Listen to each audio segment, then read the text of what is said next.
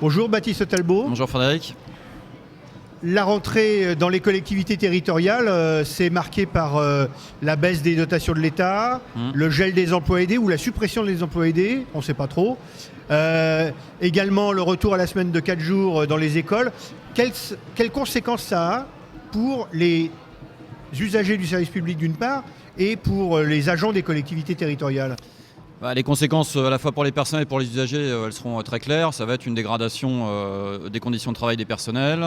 Il y aura moins de personnel au travail et donc il y aura très clairement une dégradation du service public rendu aux usagers. Ce qui s'inscrit hélas dans la continuité de ce qui a pu être fait précédemment. Donc il y a, de ce point de vue-là, contrairement à ce qu'il peut dire, Macron ne s'inscrit absolument pas dans la modernité, le changement ou je ne sais quoi. Il est clairement dans la continuité de ses prédécesseurs, certes en étant plutôt sur une aggravation.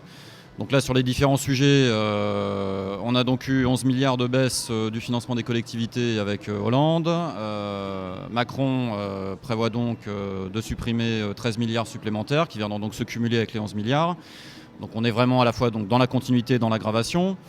Sur les emplois aidés, de ce que l'on maîtrise aujourd'hui, on sait qu'il y aura à peu près 150 000 emplois aidés qui vont être supprimés sur l'ensemble des secteurs et donc notamment dans les collectivités territoriales. Si on ajoute ces 150 000 emplois aidés supprimés aux 120 000 suppressions d'emplois prévues dans la fonction publique, on tutoie quand même les 300 000 suppressions d'emplois au global sur le quinquennat. Donc voilà, on est effectivement face à une situation extrêmement grave pour les personnels concernés, mais grave surtout et avant tout pour le service public. Et j'ajoute à ça, donc, parce que tu me posais la question sur la réforme des rythmes scolaires. Nous, ce qui nous frappe quand même dans cette histoire, c'est qu'il y a quand même deux sujets importants qui ne sont absolument pas réglés. Le premier, c'est les inégalités de ressources entre collectivités qui font que, puisqu'on dit aux collectivités qu'elles vont pouvoir choisir la manière dont elles aménagent les rythmes scolaires, nécessairement, ça veut dire que le service rendu ne sera pas le même sur l'ensemble du territoire. Ça, c'est une évidence. Le deuxième sujet, c'est quand même la question de l'intérêt de l'enfant qui, dans cette histoire, est complètement oublié. C'est-à-dire que soit il faut aller sur un rythme de 4 jours, soit c'est pas le bon rythme. Mais voilà, il y a quand même un sujet majeur qui est l'intérêt de l'enfant. Je pense qu'un enfant, il a normalement besoin d'avoir un rythme X ou Y, quelle que soit sa situation, et c'est donc pas normal que la situation puisse être différente selon la collectivité où réside l'enfant. Et donc une fois de plus, on fait une nouvelle réforme sans avoir fait un bilan réel et sérieux des réformes précédentes. Alors que la précédente réforme s'était conduite dans des conditions très difficiles pour les agents des collectivités territoriales, pour les animateurs notamment.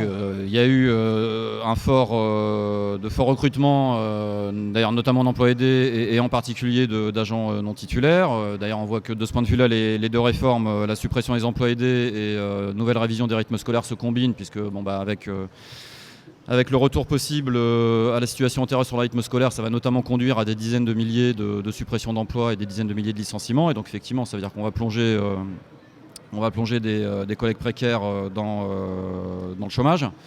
Ce qui nous amène aussi, nous, à souligner qu'il y a quand même eu des abus conséquents des employeurs publics qui ont massivement recruté sur des emplois aidés, donc des personnels non titulaires. Là où en fait il y a des missions de service public et donc il y a besoin de personnel titulaire sous statut avec une pérennité de l'emploi qui permet la pérennité du service public. Alors ça répond à la question que je voulais te poser. Les emplois aidés, ça n'a jamais été la tasse de thé de la CGT. C'est pas la tasse de thé de la CGT. Nous, ce qu'on dit aujourd'hui, c'est qu'il y a des dizaines de milliers de personnes, dont plus de 100 000, qui sont menacées de chômage, pour certains qui sont déjà au chômage. Donc nous, clairement, on dit que les emplois aidés, c'est pas la panacée, parce que nous, on est pour l'emploi statutaire. Cela étant dit, nous, on n'accepte pas qu'on jette au chômage du jour au lendemain des dizaines de milliers de nos collègues et pour certains de nos camarades, sans leur proposer de solution immédiate, puisque là, ce qu'on leur propose comme solution, c'est le chômage. Alors, comment ça réagit parmi les personnels des collectivités territoriales et quelles propositions de mobilisation fait la Fédération des services publics en ce moment? Alors, en ce moment, en plus, dans un moment particulier qui est la lutte contre les ordonnances sur le Code du travail, pour lesquelles, a priori, les fonctionnaires pourraient ne pas se sentir concernés. Donc, comment ça bouge chez vous ? Bon, d'abord, ça bouge. Nous, on l'a vraiment observé depuis au moins l'automne dernier, mais même avant.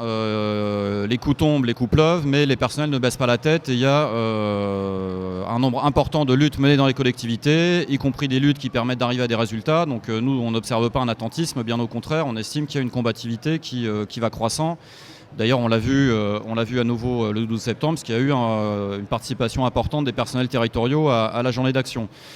Sur la question du 12 septembre, nous justement on l'a travaillé en disant ce qui se joue à travers le Code du travail, c'est l'existence même, c'est le principe même de garantie collective pour l'ensemble des salariés dans ce pays. Là, il y a une attaque immédiate sur le secteur privé, mais il est assez facile de démontrer que ce qui va être mis en cause dans le secteur privé va être très rapidement mis en cause dans le secteur public et commence d'ailleurs d'être mis en cause. Je pense par exemple au CHSCT, nous on ne voit pas bien pourquoi la suppression des CHSCT dans le privé ne serait pas assez rapidement déclinée dans le secteur public. Et bon, par ailleurs, si on dit que le principe maintenant dans le privé, c'est que les choses vont se décider au niveau local, au niveau de l'entreprise, nous on considère que c'est une menace immédiate sur le principe même de garantie collective et en particulier donc d'un statut à caractère national. Et ça, voilà, on a vraiment le sentiment que les personnels le perçoivent de manière de plus en plus précise, parce que par ailleurs, ils voient bien que leur situation se dégrade. Après, il y a de toute façon tous les sujets immédiats dans la fonction publique et dans les collectivités, ceux qu'on a évoqués. Le gel de la valeur du point d'indice, les dizaines de milliers de suppressions d'emplois, l'ensemble des attaques qui pleuvent sur le temps de travail. Donc voilà, les sujets ne manquent pas. Nous, le 12 septembre, on a vraiment observé qu'il y avait une participation importante. Il y a une disponibilité pour agir. Il y a une disponibilité pour agir. Ce qu'on a besoin de continuer à travailler, c'est la confiance et l'idée qu'on peut gagner. Nous, à la CGT, on en est convaincus. Sur le prolongement du mouvement, et nous, on pense que c'est vraiment un moment important, il se trouve que là, on a réussi à gagner un appel de l'ensemble des organisations syndicales de ce pays dans la fonction publique, à la grève et aux manifestations contre la politique de ce gouvernement. Nous, on considère comme un acquis important, y compris pour le mouvement interprofessionnel, le fait qu'on ait amené la CFDT et Force ouvrière à entrer dans la lutte dans la fonction publique, et on compte bien que ça aide à ce que le débat dans ces organisations progresse sur la question du processus interprofessionnel. Nous, on considère vraiment que c'est un point d'appui. Donc il y a des perspectives, il y a des échéances de lutte. Voilà. Donc maintenant, il faut vraiment qu'on continue à travailler et à élever le niveau de la mobilisation. Eh bien, bonne chance. Eh ben, merci. Bon courage pour cette rentrée. Merci. Merci Baptiste. De rien.